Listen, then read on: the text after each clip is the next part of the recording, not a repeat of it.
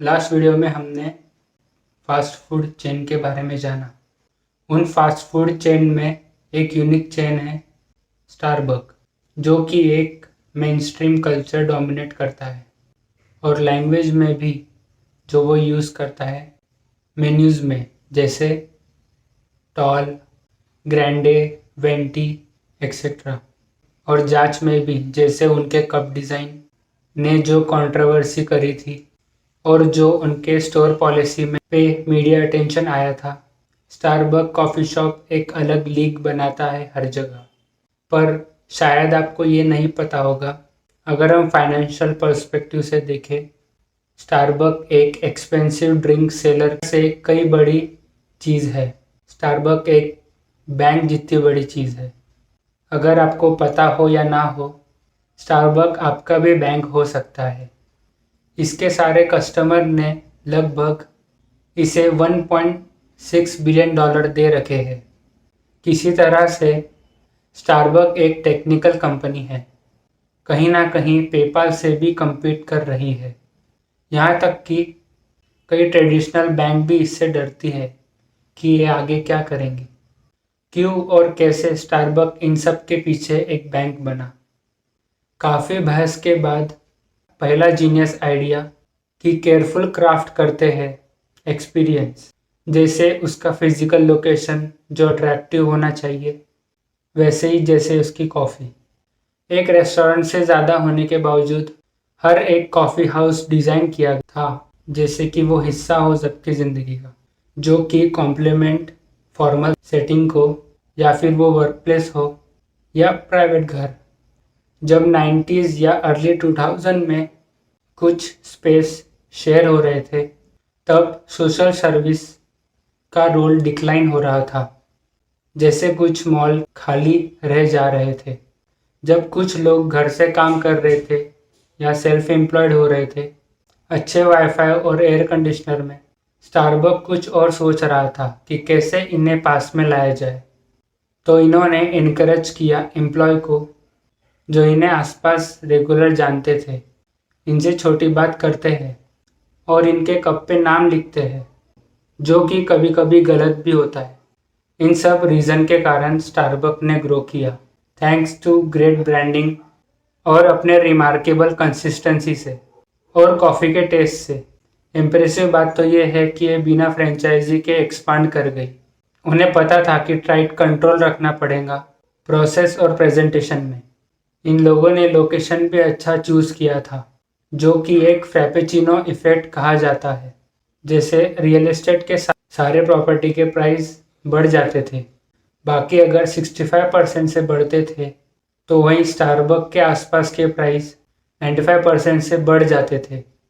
पहला लोकेशन 1971 में खुला था सियाटल में, फिर 84 लोकेशन खुल चुके थे 1990s में और 677 1995 में। पहला इंटरनेशनल जापान में खुला 1996 में। 16,608 लोकेशन खुल चुके थे 2008 तक। जब स्टारबक्स अपने पीक पे था, तब तो 7 नए स्टोर्स रोज खुल रहे थे और साइन दिखने लगे थे कि ये बहुत ज़्यादा ग्रो होने लगा है। कस्टमर डिसैटिस्फैक्शन के चांसेस भी बढ़ चुके थे और ऐसा ये हुआ जब स्टारबक अपना मैजिक खोने लगा। तब तक हार्वर्ड स्कूल्स, जो कि मॉडर्न फाउंडर थे स्टारबक के, जो कि ब्रांड को एक्सपांड करने में लगे हुए थे, उन्हें वापस बुलाया गया अपने सीईओ के पोजीशन के लिए और 1 महीने के अंदर स्कूल्स ने ड्रास्टिक डिसीजन लिए।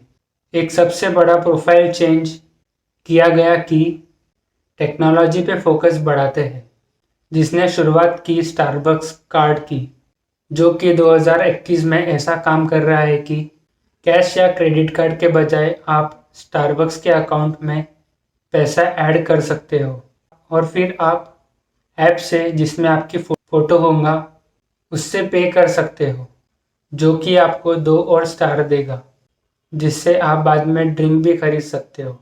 ये इतना रिवोल्यूशनरी सुनने में नहीं लगता, पर स्टारबक एक पॉपुलर रेस्टोरेंट रिवॉर्ड ऐप है बाकी के मुकाबले। क्योंकि ये इतनी बड़ी चीज़ नहीं है और कस्टमर लॉयल है, लोगों को फर्क नहीं पड़ता छोटा अमाउंट रखने में, जो कि उन्हें लगता है कि कभी ना कभी यूज़ कर ही लेंगे। 2019 के अंत तक आते आते सभी यूजर कलेक्शन से स्टारबक का $1.5 बिलियन बैलेंस हो चुका था, जो कि अगर आप समझोगे 85% जो सारे यूएस बैंक है $1 बिलियन तक के ही पूरा मिलाकर एसेट है। कस्टमर तो इन पैसों की कॉफ़ी खरीद ही लेंगे, पर साथ ही साथ कहीं ना कहीं स्टारबक के पास $1.5 बिलियन है एक लोन के तौर पे, वो भी 0 इंटरेस्ट पे, जहां बैंक सेविंग्स पे 2 या 3% दे ही देती है। वो रखा हुआ पैसा स्टारबक कहीं भी लगा सकता है और फ्री पैसा कमा सकता है अपने यूज़र के बदले, और स्टोर्स बना सकता है। और उससे भी बड़ी बात, इसमें से 10% तो कोई ना कोई भूल भी जाएगा या गुम हो जाएंगे।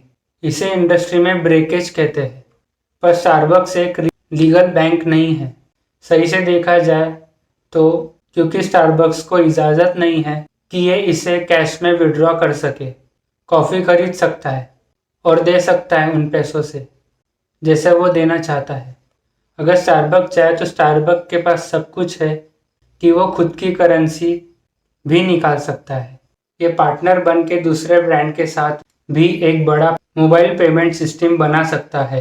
वैसे स्टारबक पहले से ही अपने कस्टमर को गिफ्ट कार्ड देता है, जो कि पैसे से कहीं अच्छा है। ये चाहो तो किसी को भी दे सकते हो जिन्हें कुछ चाहिए हो और आपके पास उस वक्त पैसे ना हो तो। ये सब बाकी बैंक के लिए थोड़ा डरावना है। कुछ ने तो स्टारबक को अनरेगुलेटेड बैंक भी कहा है, जो इसे कॉफ़ी कंपनी नहीं मानते।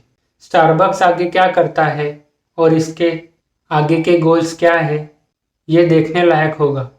ये वीडियो इन्फॉर्मेटिव लगी हो तो लाइक, शेयर, कमेंट, सब्सक्राइब सब करना।